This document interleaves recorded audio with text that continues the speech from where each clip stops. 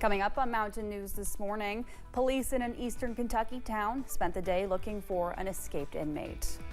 And some say free-roaming horses in Breathitt County are a tourist attraction that folks come to see, but others think they're a nuisance. Dedicated to eastern and southern Kentucky, this is WYMT Mountain News this morning.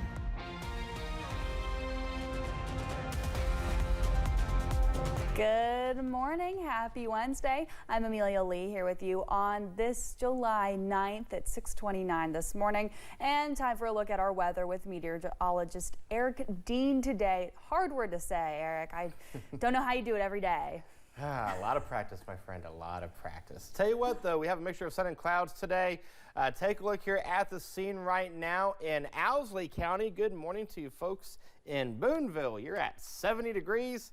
Feels like 70 degrees as well. You can see the cloud cover starting to pick up there at this hour. Right now we're at 70 at the WYMT studios. Our dew point's at 68, so patchy fog is not out of the question. You can see right there over towards Williamsburg, Middlesboro, London, Somerset, over towards Jonesville, seeing reduced visibility. So again, allow yourself extra time to get to your destination. Now we are seeing a little bit of rain being picked up on live pinpoint Doppler radar, especially towards portions of Pulaski County as well as portions of Wayne County in Kentucky. We'll keep the rain chances in the forecast as we go throughout the day, even into the evening hours. If you have plans tonight, make sure you take the rain gear with you just in case you get under a scattered shower or two. I have your complete first alert forecast coming up in a few minutes, but right now it is 6:30. We'll toss it back to Amelia. Well, we do have a safety alert for you this morning. Kentucky State Police have issued a golden alert for a missing woman out of Berea. Rita Center is on your screen right now. She was last seen around 11:30 Monday morning at a home along Slate Lick Road. She was taken to a doctor's appointment by PCAB Company later that day at an unidentified location. KSP says she's known to suffer cognitive decline and psychosis. Anyone with information is asked to call Kentucky State Police. The University of Kentucky released a statement following the death of a doctor. The state police in Alaska say the Army National Guard found the body of the 62-year-old nearly 1,700 feet below the ridgeline of the Gold Ridge. It's a hiking trail in Juneau. She was reported missing when she did not return to her cruise ship after leaving for a hike. In a statement, Dr. Scott Black, the University Health Service Clinical Director, said she, or Tess, was, quote, known for her compassion, her love of the outdoors, and her many interests and talents outside of medicine. This including being an accomplished pianist and learning the guitar. She worked at University Health Service for nearly 10 years. Police in an eastern Kentucky town spent the day yesterday looking for an escaped inmate. 43-year-old Jeffrey Harrison escaped custody in Estill County, where he was supposed to be in court yesterday morning. Harrison was set to appear on drug charges. WYMT's Phil Pendleton has the details on Harrison's history and the efforts to capture him. Kentucky State Police tell us they were called around 9:30 this morning of an escaped inmate. It happened about 10 minutes before then. Jeffrey Harrison escaped custody not long after he was brought here from the Three Forks Regional Jail. Police have not released what exactly took place, but court records show that Harrison was to be sentenced Tuesday for trafficking in fentanyl and being a persistent felony offender. It is the second time that Harrison has escaped in recent months. On May 30th, police said that he impersonated his brother, who was scheduled to be released, and got away from the jail in Beattyville. He was later captured on June 11th and then lodged in the Fayette County Detention Center. He was brought back to the Three Forks Regional Jail, and that's where he was prior to the would-be sentencing on Tuesday. Harrison was in jail serving a sentence of promoting contraband when he escaped on May 30th. In Estill County, Phil Pendleton, now back to you. Well, we did try getting in touch with the Estill County jailer to find out more information about the escape, but we were not able to connect with him. A Corbin man is accused of driving under the influence after deputies found him parked erratically in a Laurel County parking lot. Laurel County deputies say 54-year-old John D. Mulholland was slurring his speech and had pinpoint pupils when he was found behind the wheel with the engine running. The arrest happened Thursday off the West Cumberland Gap Parkway, about 11 miles south of London. Mulholland faces DUI and other traffic-related charges. A Laurel County man faces multiple charges after deputies say he tried to start a fight at a home in London. Deputies arrested 30-year-old Chad Mudd Jr. Monday night off Ravenwood Estates after reports that he was threatening people and pushed a woman to the ground. Officials say Mudd struggled with deputies and caused a scene during the arrest. He now faces assault, disorderly conduct, and resisting arrest charges, along with a warrant for terroristic threatening. A Florida woman has been arrested in Knox County for driving under the influence with a child in the car. 37-year-old Brittany Hinckley was arrested for wanton endangerment, driving under the influence, and possession of an open alcoholic beverage inside a motor vehicle. Knox County deputies say they were responding to a single-car crash south of Barberville. When the deputy made contact with the driver, there was a strong smell of alcohol. There was also a 2-year-old in the back seat at the time of the crash. Health and Family Services was contacted, and the 2-year-old was taken into custody. Lexington police say they arrested 2 men from out of state Monday afternoon in connection with credit card fraud. Maggie Rickerby spoke to the Better Business Bureau about how to keep yourself safe from fraud.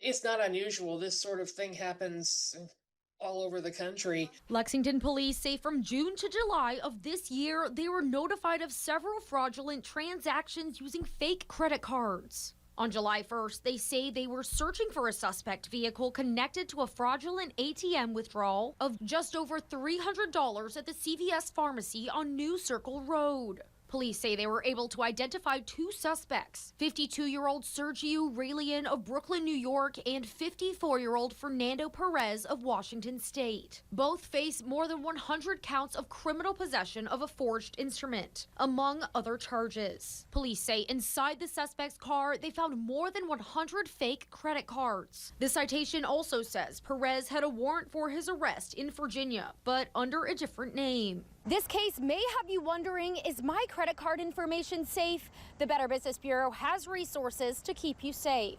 Not a bad idea to keep tabs on your credit, every few months just to make sure everything's going smoothly and like it's supposed to. Heather Clary with the Better Business Bureau serving Greater Kentucky and South Central Indiana says you can keep an eye on your credit on free websites like annualcreditreport.com. Watching for red flags such as unusual emails or mailings you receive about unpaid accounts or accounts that have been opened in your name that you don't recognize. And if you do see something on your credit report that you did not authorize, Clary says you can dispute those charges. Take action, don't delay. And Clary says if your identity has been stolen in any way, you should contact area police immediately. In Lexington, Maggie Rickerby, WKYT. Lexington police say both suspects are currently being held in the Fayette County Detention Center. Other resources to keep your information safe can be found at the story on WYMT.com. Well, some folks say free-roaming horses in Breathitt County are a tourist attraction that many come to see, but others think they're just a nuisance. The Breathitt County Fiscal Court recently considered options to remove the horses, but some who visited, along with the Appalachia Horse Project, are trying to keep the animals free to roam by starting an online petition which has more than 1,000 signatures. We've offered some solutions for that in terms of gelding some of the stallions up there, providing birth control shots for the mares. And both of those services can be offered through grants at no cost to the county. They hope that instead of removing the horses, they can find another solution. WYMT did reach out to the Breathitt County Judge Executive, but he was unavailable to make a comment.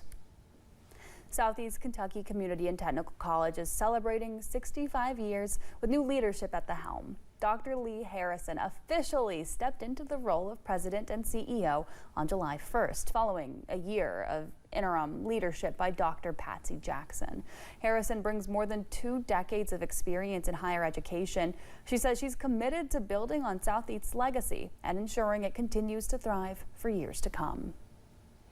Tornado recovery continues in Laurel County, and one local McDonald's is doing its part to spread some kindness, both to children and one of its own. The downtown London McDonald's is hosting a 3-day toy giveaway for kids impacted by the May tornado.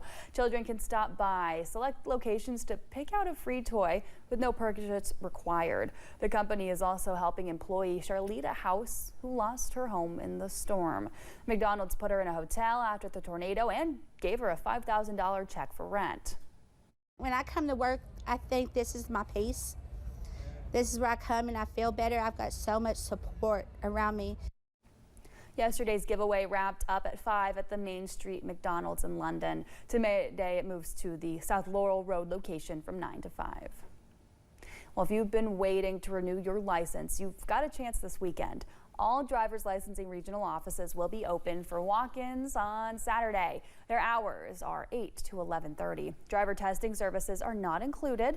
The Real ID requirement went into effect in May.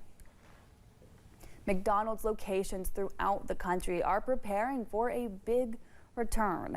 Customers have been demanding it on social media for several years, and on Thursday the snack wrap will be making its comeback. It'll feature the original ranch snack wrap and a new spicy one. Our long-awaited snack wrap is coming back. It's coming back Thursday, July 10th. Everybody's been asking about it on Facebook, social media. Everybody's been wanting to come back, so we rolled out the strips last month, got those rolling, and now we're bringing out the long-awaited snack wrap. McDonald's locations will be keeping the snack wraps on the menu permanently as long as fans enjoy it.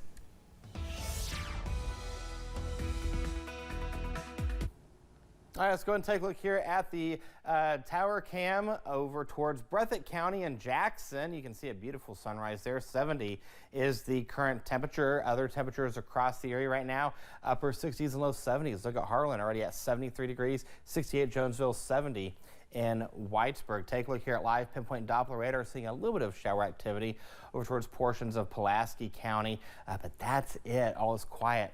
As of right now, here's a look at your hour-by-hour forecast over the next 12 hours. We'll see temperatures going into the upper 70s, low 80s, keeping that storm chance in the forecast. Now, coming up in the first alert forecast, we'll go beyond the 7-day and take a look at the next 8 to 14. That's coming up in just a few minutes. Amelia.